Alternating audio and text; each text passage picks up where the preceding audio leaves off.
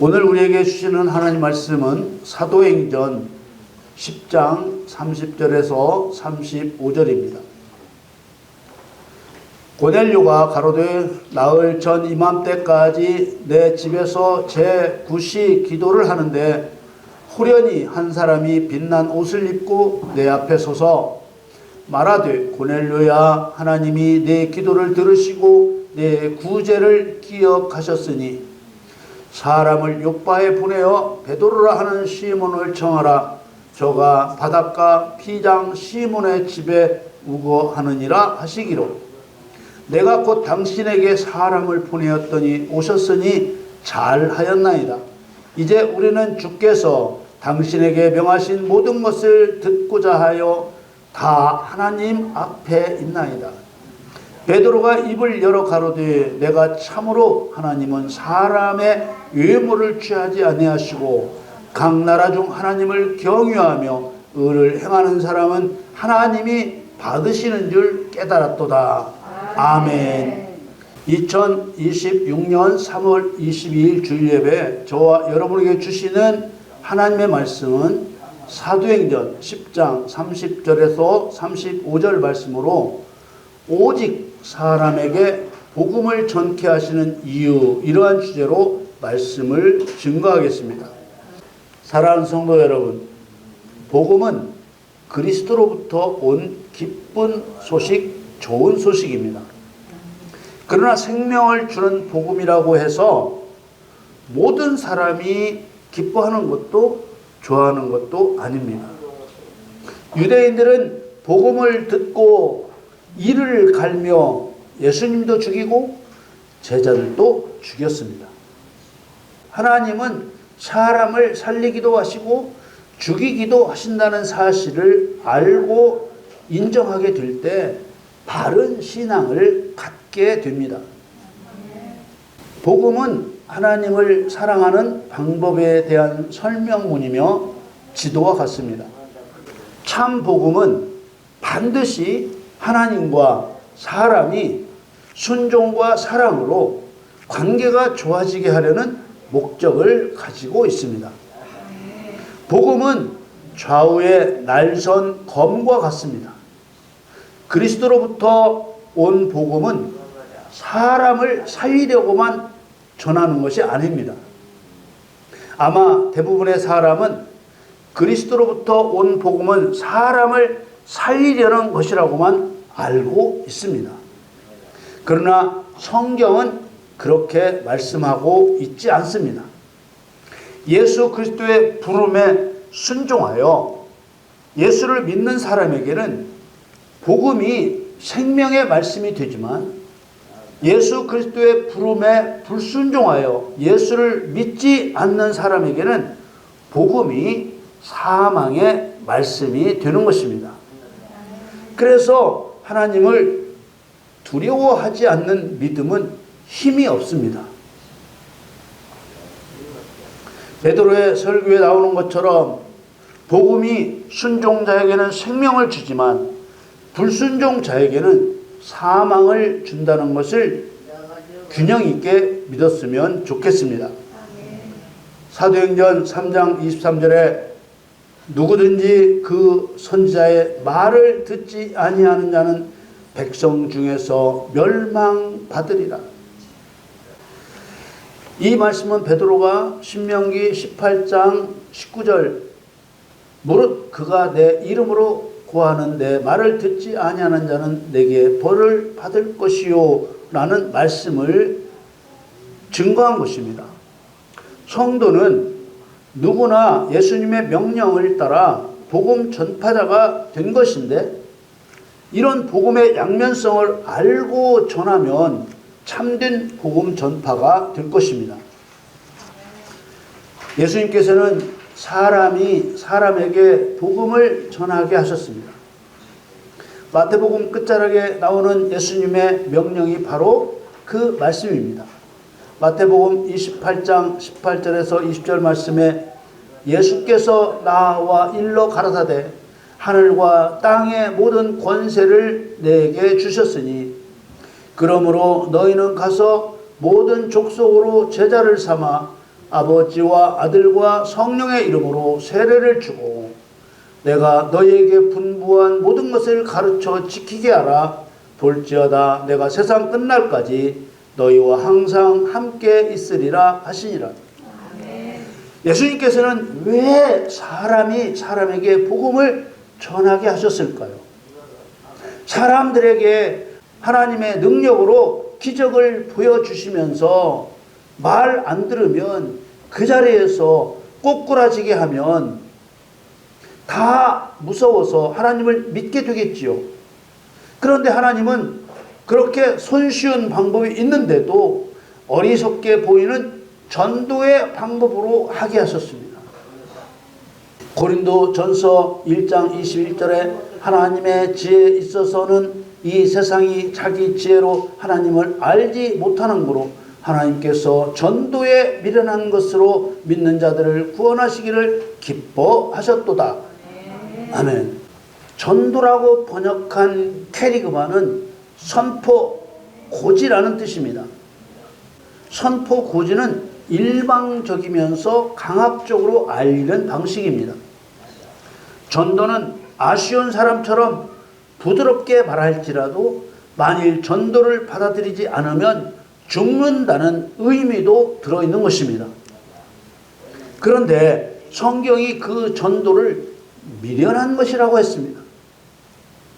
게리오마 곧 하나님께 나오라고 해도 불순종자는 말 잘 안 들을 것을 알고 하신다는 뜻입니다.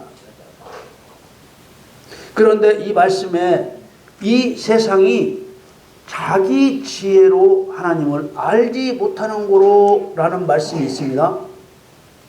여기서 하나님을 안다고 할 때 안다는 말의 바탕은 경험적으로 안다는 것입니다. 경험적으로. 육신을 가진 사람이 영이신 하나님을 어떻게 알겠습니까? 어떻게 알아요? 하나님은 강력한 능력이 있는 유일한 신이라는 것을 알아야 하는데 이런 하나님을 아는 방법은 딱 한 가지 방법밖에는 없습니다. 하나님의 능력을 실제로 경험하게 하는 방법밖에 없습니다. 어떻게 하나님을 경험적으로 알게 할 수 있겠습니까? 경험적으로 알게 하려면 표적과 기적이 필요한 것입니다. 마가복음 16장 20절에 제자들이 나가 두루 전파할세 주께서 함께 역사하사 그 따르는 표적으로 말씀을 확실히 증거하시니라. 표적이란 하나님을 인정할 수 있게 미리 말씀하신 것을 기적으로 나타내는 표시입니다.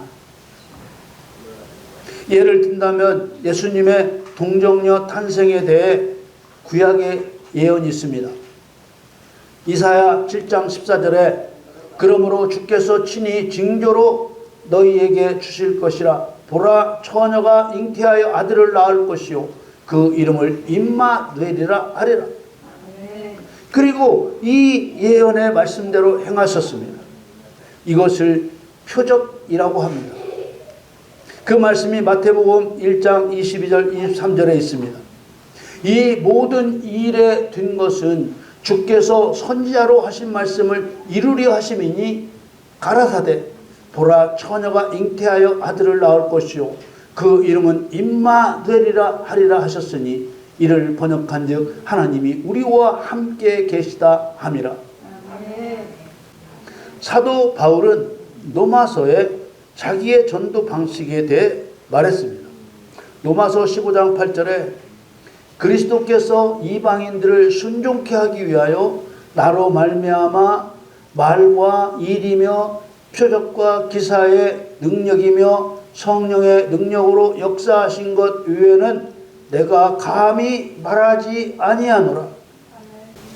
이 말씀에서 앞부분에 그리스도께서 이방인들을 순종케 하기 위하여라고 복음을 전하게 하시는 목적이 나옵니다.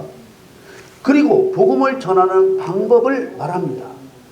나로 말미암아 말과 일이며 표적과 기사의 능력이며 성령의 능력으로 역사하신 것이라고 했습니다. 하나님께서는 전도자에게 표적과 기사를 행할 능력을 주어 복음을 전하게 하신 것입니다. 왜 이렇게 하셨다고요? 앞에서 고린도 전서 1장 22절에서 본 대로 이 세상이 자기 지혜로 하나님을 알지 못하기 때문입니다. 하나님이 전능하신 유일한 신이라고 인정할 수 있게 경험적으로 알게 하려면 세상 사람은 할 수 없는 일이 필요한 것입니다. 이처럼 세상 사람은 할 수 없는 일이 표적과 기사라고 생각하면 틀림없습니다. 그렇다면 오늘 주제로 들어가서 하나님은 왜 사람인 성도에게 복음을 전하게 하셨을까? 바울이 하나님이 주신 말과 일이며 표적과 기사의 능력이며 성령의 능력으로 역사하는 것 외에는 내가 감히 말하지 아니하노라 라고 한 말은 하나님의 뜻을 알았다는 표현인가요? 몰랐다는 표현인가요? 알았으니 절대로 하나님의 뜻을 벗어나지 않겠다는 표현입니다. 하나님의 뜻을 벗어나지 않으려면 하나님의 뜻을 알아야 하겠지요. 고린도전서 9장 27절에 내가 내 몸을 쳐 복종케 하면 내가 남에게 전파한 후에 자기가 도리어 버림이 될까 두려워함이로라. 이 바울의 말에서 우리도 두려워해야 할 일은 무엇입니까? 남에게 복음을 전하고도 자기는 도리어 버림을 당하게 될 수 있음을 두려워했습니다. 이런 영적 실패와 패배가 없도록 내가 내 몸을 쳐서 복종시켰다고 말했습니다. 하나님은 바울에게 복음을 전파하게 하면서 누구를 더 단속하고 계십니까? 복음을 전하는 바울을 더 단속하신 것입니다. 이미 하나님의 아들이 된 바울이 신앙에 실패하지 않도록 하나님의 권능을 계속해서 경험하게 하고 경험적으로 하나님을 알게 하시는 것입니다. 오직 사람에게만 복음을 전하게 하시는 이유가 바로 여기에 있습니다. 택함을 받은 사람은 권능의 역사를 통해 계속 경험적으로 하나님을 알게 하시는 것입니다. 왜 그렇습니까? 하나님의 목적은 사람입니다. 어떤 사람입니까? 그리스도의 계명을 지켜 하나님을 사랑하는 사람입니다. 우리가 예수를 믿는 이유는 하나님을 사랑하여 천국에서 하나님과 영원히 함께 살기 위해서입니다. 복음은 반드시 하나님과 사람이 순종과 사랑으로 관계가 좋아지게 하는 목적이 있어야 복음입니다. 모든 성경의 초점은 하나님 사랑과 성도 사랑이기 때문에 같은 성경 구절이라도 하나님과 사람이 관계가 좋아지도록 해석하고 적용하지 않는다면 그것은 복음이 아닙니다. 오늘 본문은 베드로와 고넬료 사이에 있었던 이야기입니다. 고넬료는 로마에서 이스라엘로 파견된 군대의 백부장이었습니다. 백부장은 100명의 군사를 지휘하는 부대장입니다. 고넬료는 로마 사람이자 군대의 지휘관이었지만 온 가족이 모두 하나님을 경외하고 어려운 사람들을 많이 도와주고 항상 기도하는 경건한 사람이었습니다.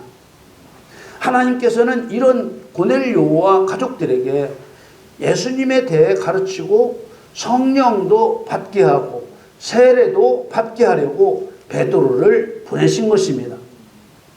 그런데 왜 사람인 베드로를 보냈을까요? 어리석은 질문처럼 보이는가요? 그리스도의 사도니까 보냈지 당연한 것 아닌가라는 생각이 들 수 있습니다. 그러나 하나님은 고넬료의 구원뿐만 아니라 베드로에게도 목적이 있었습니다. 오늘 본문 말씀을 읽겠습니다. 고넬료가 가로되 나흘 전 이맘때까지 내 집에서 제9시 기도를 하는데 호련히 한 사람이 빛난 옷을 입고 내 앞에 서서 말하되 고넬료야, 하나님이 내 기도를 들으시고 내 구제를 기억하셨으니 사람을 요바에 보내어 베드로라 하는 시몬을 청하라. 저가 바닷가 비장 시몬의 집에 우거하느니라 하시기로 내가 곧 당신에게 사람을 보내었더니 오셨으니 잘하였나이다. 이제 우리는 주께서 당신에게 명하신 모든 것을 듣고자 하여 다 하나님 앞에 있나이다. 고넬료의 이 말에 베드로가 말합니다. 베드로가 입을 열어 가로되 내가 참으로 하나님은 사람의 외모를 취하지 아니하시고 각 나라 중 하나님을 경외하며 의를 행하는 사람은 하나님이 받으시는 줄 깨달았도다. 베드로가 깨달았다고 했습니다. 무엇을 깨달았습니까? 하나님의 뜻을 깨달았습니다. 베드로에게 깨닫게 하신 하나님의 뜻이 무엇입니까? 두 가지를 말합니다. 하나님은 사람을 외모로 취하지 않으신다는 것과 이스라엘 백성이 아니라도 어느 나라 사람이든지 하나님을 경외하며 의를 행하는 사람은 하나님이 받으신다는 것입니다. 하나님은 표적과 기사로 베드로와 고넬료를 만나게 하셨습니다. 예수 믿는 사람이 로마 군대의 지휘관을 만나는 것은 몹시 두려워할 만한 일이었습니다. 하나님은 베드로에게 그릇이 내려오는 똑같은 환상을 3번 보여주셨습니다. 하나님은 고넬료에게도 환상을 보여주셨음을 알게 하여 베드로의 의심을 해결하셨습니다. 여러분, 베드로가 그리스도를 위해 죽는 순교를 두려워하지 않기까지는 이런 영적 경험이 반복되었기 때문입니다.